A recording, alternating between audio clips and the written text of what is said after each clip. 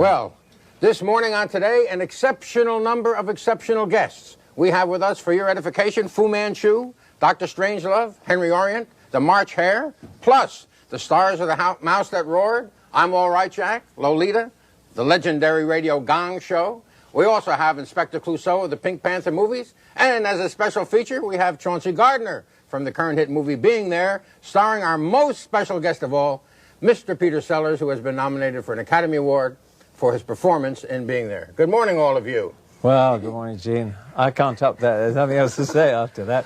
Thank you and goodbye. I mean, I don't know what to say.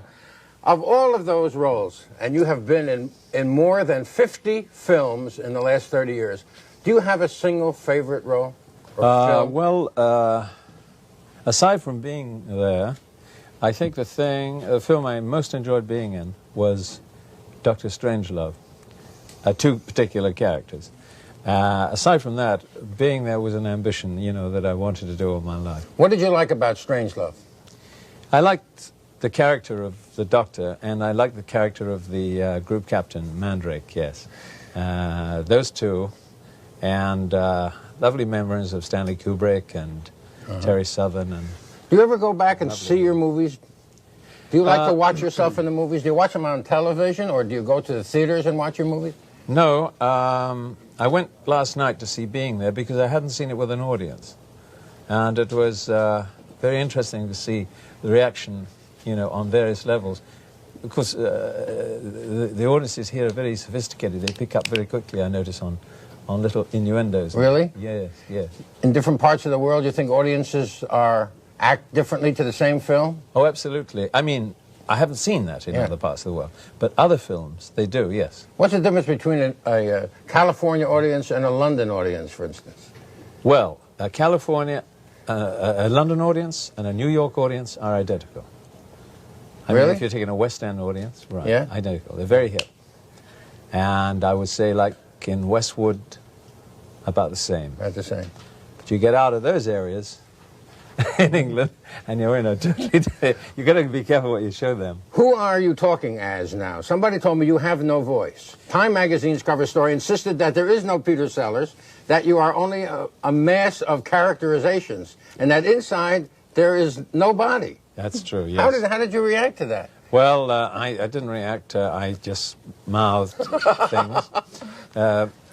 It's not entirely true. It comes from working for years in radio, Gene. Who am I talking to now?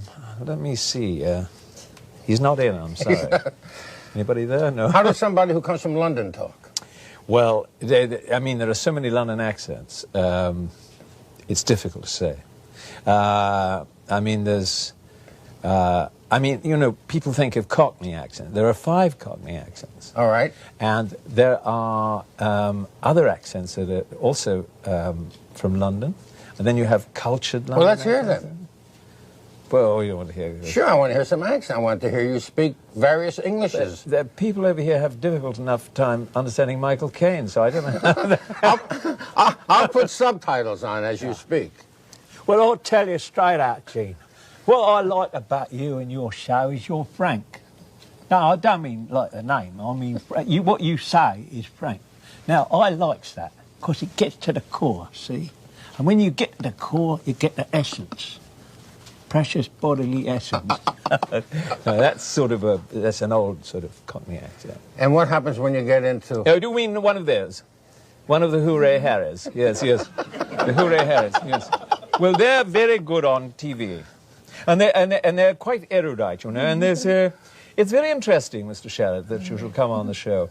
How long have you been doing your show in New York, is it? It's been 64 years. 64 years, how absolutely amazing. And you haven't asked me a new question yet. No, well, of course, I've only just started myself. I see. It's just that I went to Oxford, that's it.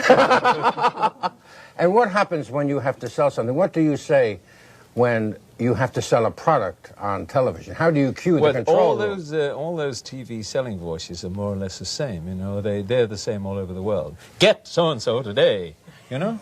Even in Russia, I did one once about cigarettes. Comrades, smoke Bruchkins. Bruchkins are not merely the coolest, the finest, and the best cigarettes in Russia. They are the only cigarettes in Russia. And we will return with Comrade Sellers after a little station break. We're here with Peter Sellers, the star, the Academy Award-nominated star of Being There, a wonderful movie written by Jerzy Kosinski based on Kosinski's book, A Picture with Which I Am in Love. It's a wonderful film. Do you feel lucky or unlucky in life? Some people just say whatever they do turns out badly. Other people say whatever they do turns out well. I think if you're an actor, Gene, you know, it goes in patches. It goes in patches. Was there one lucky break for you? Was there one turning point in your career? No, I mean, I started off, I was a musician first, see? And then after I gave that up and followed the profession my mother wanted me to follow, which was in the theatre, I then wanted to get out of that into movies. Got into movies, was very successful in the early days, and then hit a very bad patch. One of those patches where people cross over the road in order to avoid the meeting, you know what I mean? And then how did you get back into the good patch again? Was there one picture that turned it around? Yes, The Return of the Pink Panther. So how does he sound? Inspector Clouseau. Well, you know, I'm often asked that question. It's very interesting you should ask that. But you see, with the grey hair, you know, and without my minke, it is very difficult to do it in this small room with all these lights around in here. Yes. Now, in your current film, yes, you are a blank person, a person whose life is entirely shaped by television, who has never been in the outer world. yes. And how does Chauncey Gardiner sound for those who have not yet had the pleasure of seeing Being There? Well, it's very difficult, you see. The problem was the computer, if you remember in the book says, they tried his voice on the computer and it fooled the computer. It doesn't come from any particular province or area. So, I mean, that's a real test. I mean, to start with, it blows your mind to try and think, how does he talk? If he talks like they do on television, if he watches television, anyone can do that. So he's not credible, right? Right. I mean, people meeting him would say, oh, you know, loony. So what does he sound like? I mean, I had a terrible time with that one. So I spoke with a sort of accent, vaguely based on Stan Laurel. Yes, vaguely in the background. And Chance the gardener says things like, if you plant a tree in the garden, it will grow if you water it. But if you do not water it, it will surely die. That's magnificent. That's exactly. Now, I think that if Stan Laurel said it, if you plant a tree in the garden, just a minute, it will grow. If you do not water it, it will not. Who are you to say? You know what I mean? You get that sort of byplay. There's been a lot of misunderstanding about... No, that's excellent. No, that's absolutely perfect. Tell me what you think Being There is about, Peter Sellers. Oh, God, no. I know, I've been asked that question, you know. You have? Yes, I have. You know how to hurt a guy. No, I think it's all about... I have to get serious here, you see. Yes, please. Yeah, very serious. I think it's about the... I think it's Jerzy Kosinski's comment on power and corruption and the triumph of the innocent man, as Jesus Christ said, you know, the triumph of the simple man over power, over wealth, over corruption, and it's probably a comment on that because you can't get any more a person more simple than Chance. Do you consider it a comedy? In a way, I never sort of.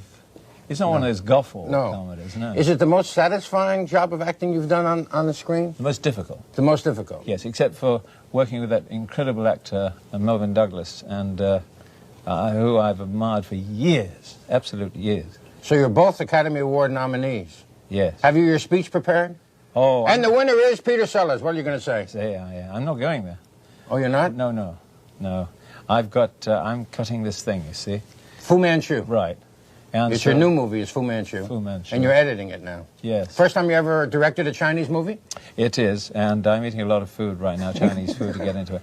You want to ask me about Dr. Strangelove? No, I want to thank you very much for being here. And in one of your precious accents, I wish you would tell me how happy it has made you to be here on the Today program. Well, listen, I'll tell you what I want to say very quickly. In American? Yeah, I tell you why I say that, because, I mean, I always wanted to be on a show like like this, you know. And, you know, to see all these guys standing around here, I get a great kick out of that. You know how it is? I know how it is. I'm looking for a girl with a sick mind, a beautiful body. You know what it is? Peter Sellers, the star of Being There. And now a message from America's full-service bankers, which would not give this guy a loan.